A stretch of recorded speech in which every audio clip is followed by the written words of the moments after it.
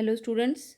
Last video में हमने reaction enthalpy से रिलेटेड या फिर मैं ये कहूँ कि enthalpy of formation, reaction enthalpy और एंथैल्पी ऑफ फॉर्मेशन से रिलेटेड कुछ फैक्ट्स किए थे। कुछ इंपॉर्टेंट फैक्ट्स मैंने आपको बताए थे इसके बारे में कि एक तो ये था कि जो अगर आप रिवर्सिबल लिख देते हो रिएक्शन जो है, इफ़ रिएक्शन इज़ रिवर्स्ड, आपको ये क्लियर होना चाहिए, ये पॉइंट्स जो हैं ये क्लियर होने चाहिए, इसलिए मैं थोड़ा सा रिवाइज करवा रही हूँ। When reaction is reversed, the value of enthalpy change remains the same, remains the same but with opposite sign। Means अगर फॉरवर्ड रिएक्शन जो है वो एंडोथर्मिक है तो बैकवर्ड करने पर, रिवर्स करने पर वो एक्सोथर्मिक हो जाएगी, और अगर फॉरवर्ड रिएक्शन एक्सोथर्मिक है तो वो रिवर्स करने पर एंडोथर्मिक रिएक्शन बन जाएगी। और एक मैंने आपको ये पॉइंट भी बताया था कि जो reaction enthalpy of formation for elements in their most stable state या in their reference state is always zero, is taken to be equal to zero। ये मैंने आपको कुछ फैक्ट्स इससे रिलेटेड बताए थे। और आपको एक और चीज़ है इसमें कि जो ध्यान में रखनी है वो ये है कि जो हम कोई भी केमिकल इक्वेशन लिख रहे हैं उसको बैलेंस्ड कर रहे हैं। फॉर एग्ज़ाम्पल, अगर मैं रिएक्शन लिख रही हूँ, ये ferric oxide in solid form is treated with hydrogen gas and give iron and water। तो अगर मैंने ये केमिकल इक्वेशन लिखी है तो इस केमिकल इक्वेशन में जो न्यूमेरिकल कोफिशिएंट्स हैं, जो ये न्यूमेरिकल कोफिशिएंट्स दिए हुए हैं आपको 1 2 3 जो भी है, जैसे कि ये 3 है, यहाँ पर 2 है, यहाँ 3 है, these signify to number of moles। they should be considered as number of moles and not as molecules। इनको आपने molecules नहीं समझना है, number of molecules नहीं समझना है। these should be taken as number of moles। ये आपको एक और पॉइंट उन इम्पोर्टेंट फैक्ट्स में आपको ऐड कर लेना है। तो अब हम बात करते हैं एक ऐसी केमिकल रिएक्शन की जिसके लिए मुझे रिएक्शन एंथैल्पी चाहिए, उसकी एंथैल्पी ऑफ फॉर्मेशन या फिर मैं ये कहूँ कि एंथैल्पी ऑफ रिएक्शन मुझे उसकी चाहिए। जैसे कि मैं ये रिएक्शन लिख रही हूँ, when carbon in its reference state reacts with oxygen in its reference state to give carbon dioxide. ये एक केमिकल रिएक्शन है, ठीक है। या फिर मैं ये कहूँ कि मुझे कार्बन डाइऑक्साइड चाहिए, आई नीड कार्बन डाइऑक्साइड, ठीक है। बट मेरे पास ऐसी कोई रिएक्शन या मेरे पास कोई ऐसा कोई प्रोसीजर नहीं है जिससे मुझे डायरेक्टली कार्बन डाइऑक्साइड मिल जाए। ये मेरे पास, आप ये मानकर चलिए कि ये मेरे पास अवेलेबल नहीं है, ये जो केमिकल रिएक्शन है मैं ये नहीं करवा सकती हूँ। आपको सिर्फ इमेजिन करना है अभी फ़िलहाल ये, this chemical reaction can't be brought out, ठीक है। तो लेकिन क्या है कि कार्बन डाइऑक्साइड मैं बना तो सकती हूँ, कैसे? फर्स्ट ऑफ ऑल, अगर मैं कार्बन को ऑक्सीजन के साथ ट्रीट करती हूँ तो instead of carbon dioxide carbon monoxide मिलती है मुझे। और अगर ये जो कार्बन मोनोऑक्साइड मुझे यहाँ से मिली, मैं इसको फिर और ऑक्सीजन की प्रेजेंस में अगर इसे दोबारा से बर्न करती हूँ तो I will get carbon dioxide. मैंने बैलेंस नहीं किए हैं ये इक्वेशंस, तो हम इनको बैलेंस कर सकते हैं। ये बैलेंस कर लिया है मैंने दोनों इक्वेशंस। दोबारा से आपको बता रही हूँ कि मुझे कार्बन डाइऑक्साइड चाहिए, बट मेरे पास कोई ऐसा सिंगल स्टेप अवेलेबल नहीं है, ऐसी कोई रिएक्शन नहीं है जिससे कि मैं एक ही स्टेप में कार्बन डाइऑक्साइड मुझे मिल जाए, ठीक है। तो क्या अवेलेबल नहीं है? Single step chemical reaction available मुझे नहीं है, लेकिन 2 स्टेप्स में मैं उसे करवा सकती हूँ। तो ठीक है, मुझे कार्बन डाइऑक्साइड तो मिल गई, but what will be enthalpy, standard enthalpy of reaction, या मैं इसे स्टैंडर्ड एंथैल्पी ऑफ रिएक्शन नहीं कहूँगी, मैं कहूँगी standard enthalpy of formation for carbon dioxide.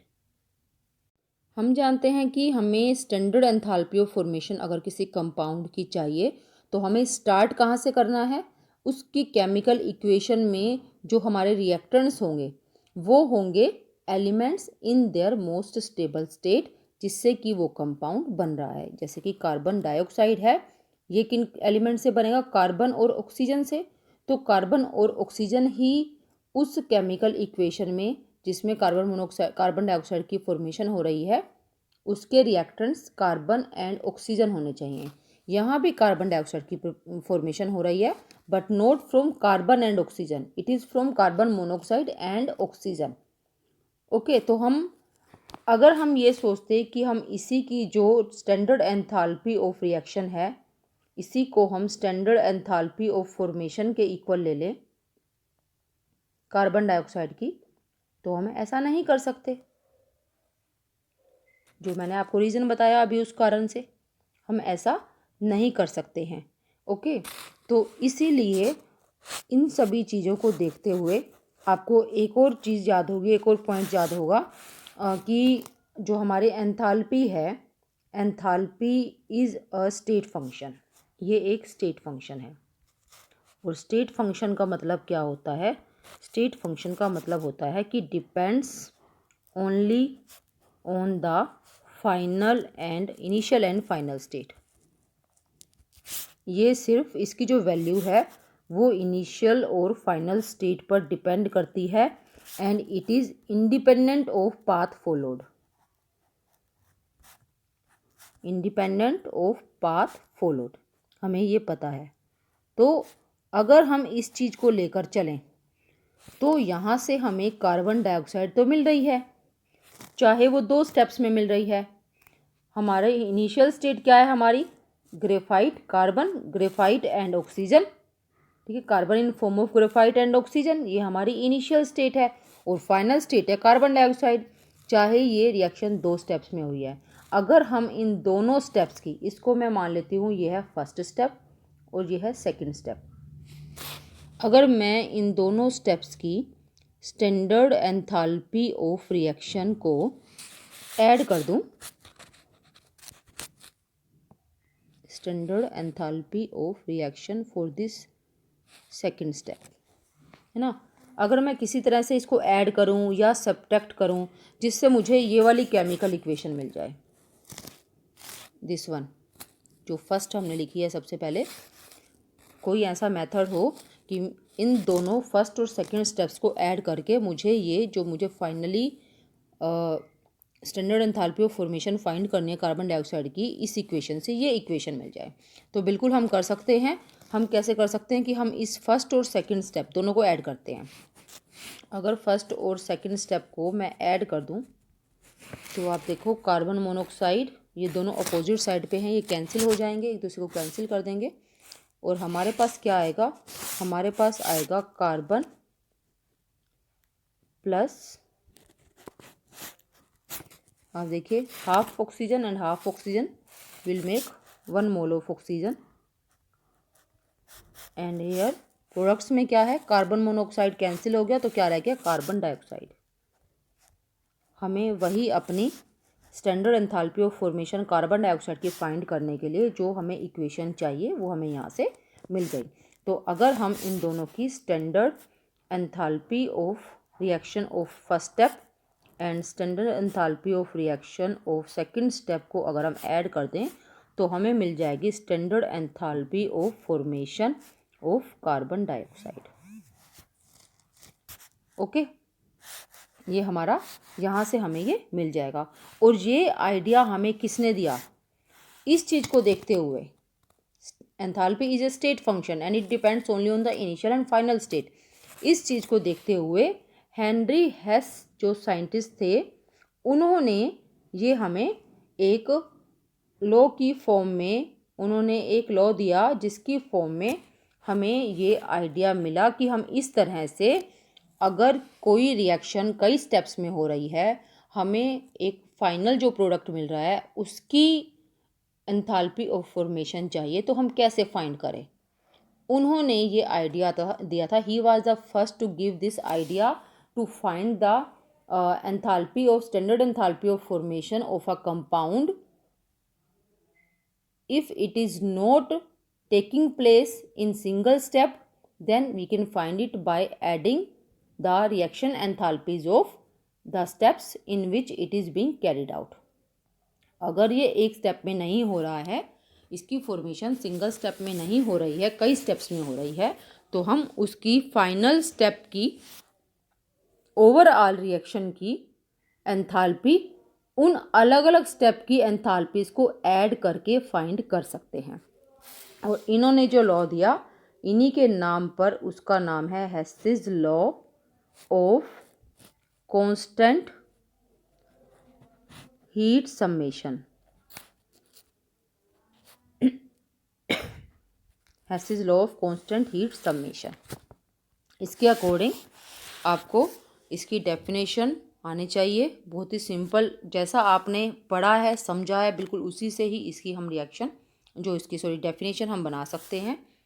If a reaction takes place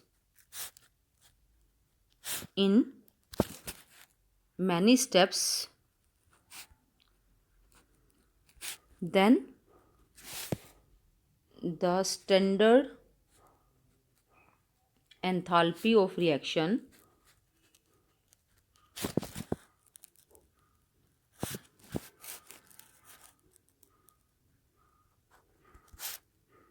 is the sum of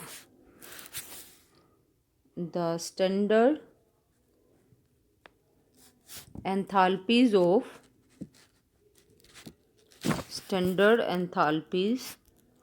of the intermediate steps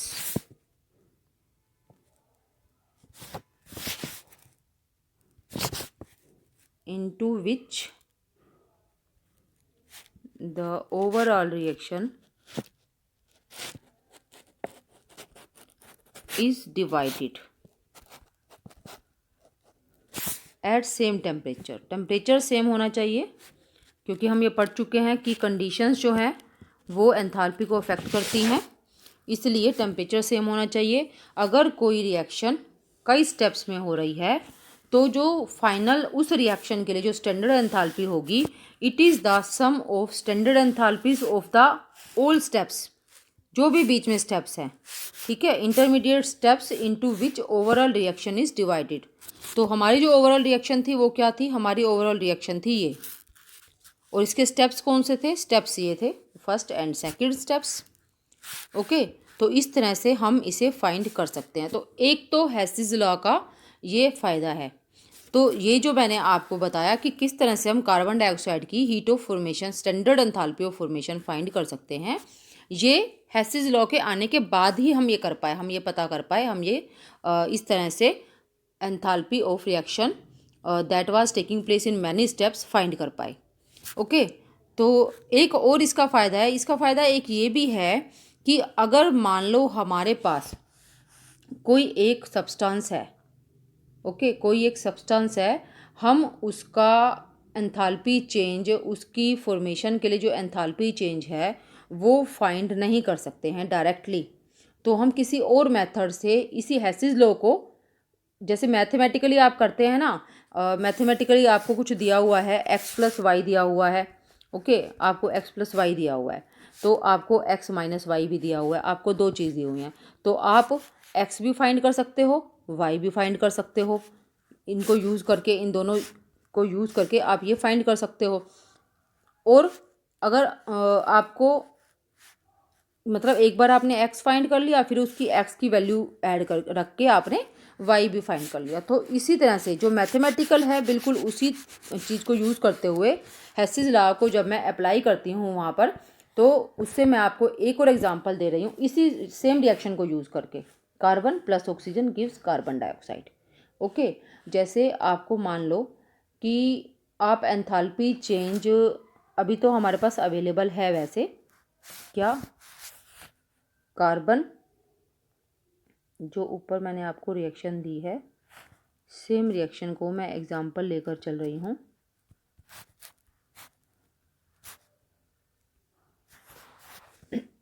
हमारे पास इसकी enthalpy of reaction अभी तो अवेलेबल है, लेकिन मान लेते हैं कि हमारे पास ये नहीं है, हमें ये अवेलेबल नहीं है, बट हमें ये भी पता है, इसकी जो मैं अब ये रिएक्शन लिख रही हूँ इसकी भी हमें एंथैल्पी ऑफ रिएक्शन पता है, which is equal to -283 kilojoule per mole. और हमें carbon plus oxygen gives carbon dioxide, इस रिएक्शन की भी हमें स्टैंडर्ड एंथैल्पी पता है।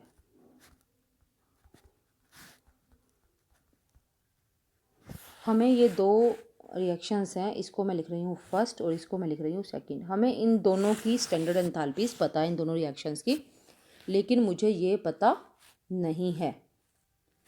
तो हेसिस लॉ का यूज़ करके हम इसके लिए भी, कार्बन मोनोऑक्साइड की फॉर्मेशन के लिए भी एंथैल्पी ऑफ रिएक्शन फाइंड कर सकते हैं।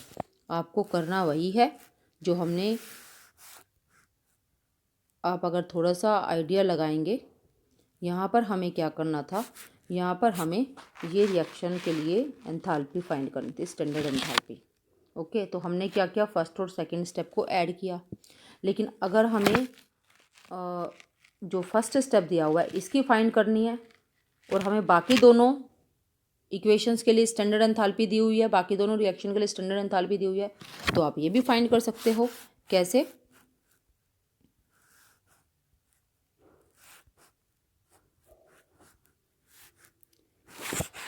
हमें इसके लिए फाइंड करनी है।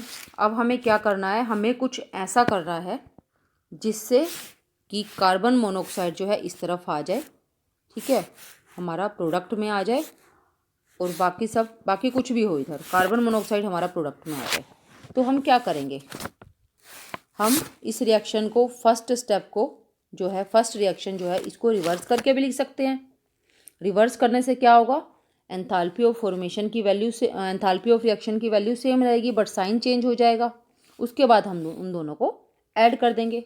ऐसा भी कर सकते हो आप, या फिर आप क्या कर सकते हो कि सेकंड स्टेप में से फर्स्ट स्टेप को सब्ट्रैक्ट कर सकते हो। यहाँ पर सिंपल मैथ यूज़ करना है आपको, बिल्कुल सिंपल मैथ। मैं आपको दोनों मेथड करके दिखाती हूँ। एक बार हम करते हैं कि मैंने जो फर्स्ट रिएक्शन है ना उसको रिवर्स कर दिया। मैं रिवर्स करके इसको यहाँ पर लिख रही हूँ ताकि हम इजीली ऐड कर पाएँ इसको। कार्बन डाइऑक्साइड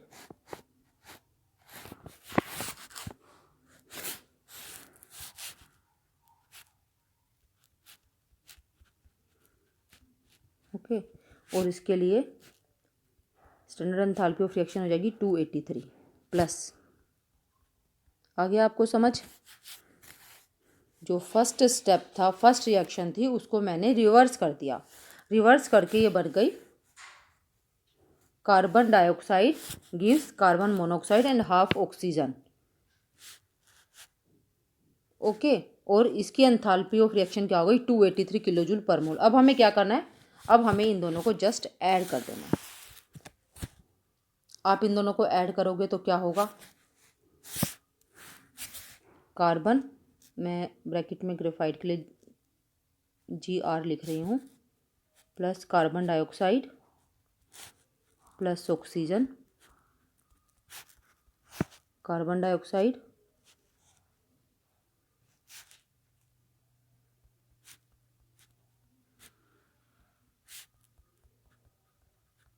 यही हो जाएगा। तो आप इसको देखिए, ये कट जाएगा, कैंसिल हो जाएगा ये, और जो हाफ O2 है ये इस साइड आकर माइनस हो जाएगी। तो ये हो जाएगा हमारा C graphite plus half O2 gives carbon monoxide. हमें मिल गई जो हमें चाहिए थी केमिकल इक्वेशन, वो हमें मिल गई। तो जैसे हमने स्टेप्स को ऐड किया ना, उसी तरह से हम इनकी एंथैल्पीज़ को भी ऐड कर देते हैं। तो इसको मैं लिख देती हूँ थर्ड स्टेप, थर्ड रिएक्शन। तो standard enthalpy for third reaction is equal to standard enthalpy for first reaction, लेकिन वो क्या है, रिवर्सिबल, वो रिवर्स है।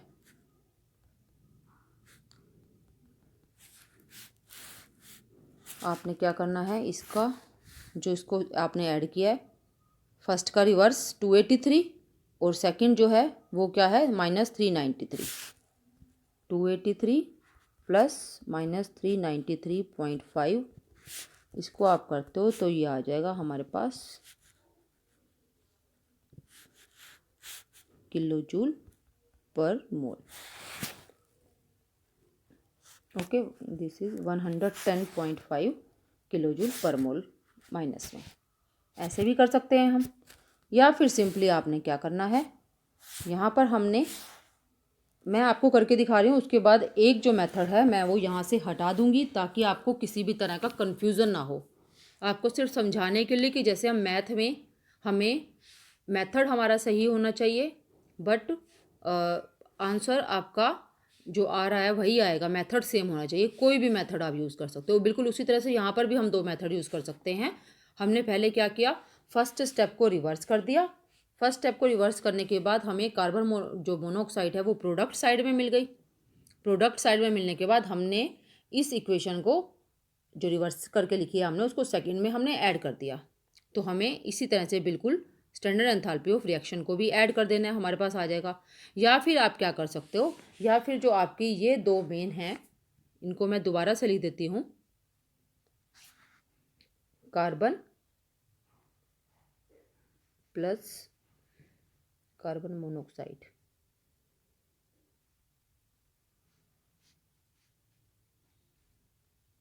और दूसरी है हमारी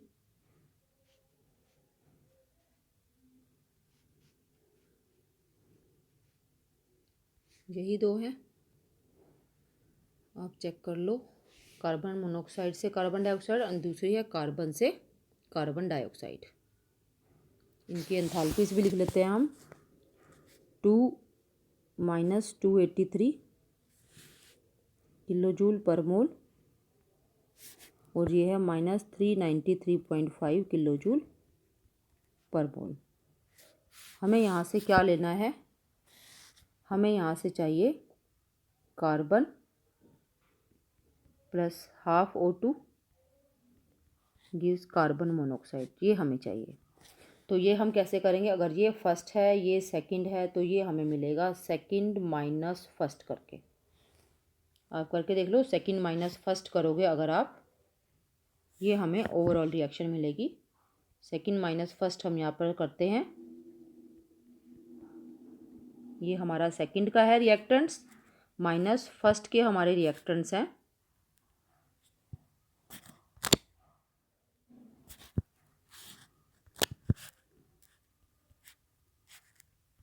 ये हमारे फर्स्ट रिएक्शन के रिएक्टेंट्स हैं, और प्रोडक्ट्स हैं सेकंड के carbon dioxide minus carbon dioxide. तो ये क्या हमें मिलेगा, carbon plus half O2, carbon monoxide minus में है तो हम उसको दूसरी साइड पर ले जाते हैं, ये कैंसिल हो जाएगा, सेम है। और एंथैल्पीज को भी क्या करेंगे हम, सेकंड -1, हमारी सेकंड है -393.5 और 1 है -283, तो हमें यहाँ से मिल गया -110.5 किलो जूल पर मोल। तो उसी तरह से ही मेथड हमने सिर्फ दूसरा यूज़ किया है, लेकिन जो हमारा मेथड है वो सही है। हम किसी भी मेथड से कार्बन मोनोऑक्साइड की एंथैल्पी ऑफ फॉर्मेशन फाइंड कर सकते हैं। आई होप कि आपको समझ आ गया होगा। अगर आपको पहला मेथड अच्छे से समझ आ गया तो आप चाहे दूसरा मेथड मत देखिए, और अगर आपको पहला समझ नहीं आ रहा तो आप दूसरा मेथड देखिए। तो कंफ्यूज होने की बिल्कुल भी ज़रूरत नहीं है। दोनों ही मेथड इजी हैं, जिसको जो सही लगे वो उसी को यूज़ कर सकता है। मैंने 2 मेथड इसलिए आपको बताए हैं ताकि आपको कभी भी प्रॉब्लम ना हो। आप दोनों ही तरीके से अपना माइंड सेट कर सके कि हम ऐसे भी कर सकते हैं और इस तरह से भी हम इसको फाइंड कर सकते हैं। तो हेसिस लॉ का क्या फ़ायदा हुआ? हेसिस लॉ का फ़ायदा हमें ये हुआ कि हमें अगर कोई स्टेप्स में कोई रिएक्शन हो रही है, तो फाइनल जो हमारी ओवरऑल रिएक्शन है उसकी स्टैंडर्ड एंथैल्पी फाइंड करना हमारे लिए मुश्किल नहीं है। हमें क्या करना है, उन स्टेप्स की स्टैंडर्ड एंथैल्पीज़ को जस्ट ऐड करना है और हमें वो ओवरऑल रिएक्शन की स्टैंडर्ड एंथैल्पी मिल जाएगी। या फिर अगर बीच में कोई रिएक्शन है, कोई एक रिएक्शन है, उसका एक पार्ट हमें चाहिए बीच में से, तो वहाँ भी हम हेसिस लॉ को इस तरह से अप्लाई करके हम उसके लिए स्टैंडर्ड एंथैल्पी फाइंड कर सकते हैं। तो इसको मैं इस तरह से दे सकती हूँ, अगर हम हेसिस लॉ को यहाँ पर अप्लाई करें, मेरी रिएक्शन है कि ए गिव्स बी, ये एक ओवरऑल रिएक्शन है, मैं यहाँ लिख रही हूँ ओवरऑल, ये मेरी ओवरऑल रिएक्शन है। एक तो ये है, इसके लिए स्टैंडर्ड एंथैल्पी ऑफ रिएक्शन है ये, ओके। लेकिन क्या होता है, ए से कोई तो है जो वो ए से डायरेक्टली बी बनाता है, ठीक है। मेरे पास ये मेथड अवेलेबल है कि मैं ए से डायरेक्टली बी में कन्वर्ट कर सकूं। या आपके पास क्या है, आपके पास डायरेक्ट मेथड अवेलेबल नहीं है, आप क्या करते हो, पहले ए से सी बनाते हो। इसके लिए जो एंथैल्पी है उसको मैं लिख रही हूँ 1, ओके। फिर आप सी से डी बनाते हो, इसके लिए मैं लिख रही हूँ स्टैंडर्ड एंथैल्पी 2, और फिर आप डी से बी बनाते हो और इसके लिए है स्टैंडर्ड एंथैल्पी 3। तो क्या है कि जो स्टैंडर्ड एंथैल्पी ऑफ रिएक्शन है ओवरऑल रिएक्शन के लिए, that will be equal to standard enthalpy of sum of standard enthalpy of all these steps. ये सिंपल फॉर्मूलेशन है हेस लॉ की। यहाँ हमारे 3 स्टेप्स थे, but if there are many steps, हम इसको 1 2 3 4 एंड अप टू एन लिख सकते हैं। तो हमारा ये हेस लॉ की मैथमेटिकल फॉर्मूलेशन बन जाएगी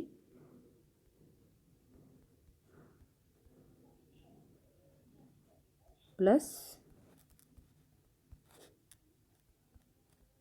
nth स्टेप, ओके।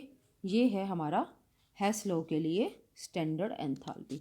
बिल्कुल हेस लॉ जो है ना, बिल्कुल किस तरह से है कि आपको जो है फर्स्ट फ्लोर पर आप खड़े हुए हो, आपको 5th फ्लोर पर जाना है। तो आप 2 फ्रेंड्स हो, एक फ्रेंड जो है वो लिफ्ट का यूज़ करता है और यहाँ चला जाता है, ओके। और आप जो है आप सीढ़ियों का यूज़ करके आप 5th फ्लोर पर पहुँचते हो। तो इनिशियल और फाइनल तो दोनों की सेम है, आपने मेथड चाहे कोई भी यूज़ किया हो, एक लिफ्ट से गया और एक जो है वो सीढ़ियों से गया, बट जो एंथैल्पी चेंज की अगर हम बात करेंगे वो दोनों केसेस में सेम रहेगा, ओके।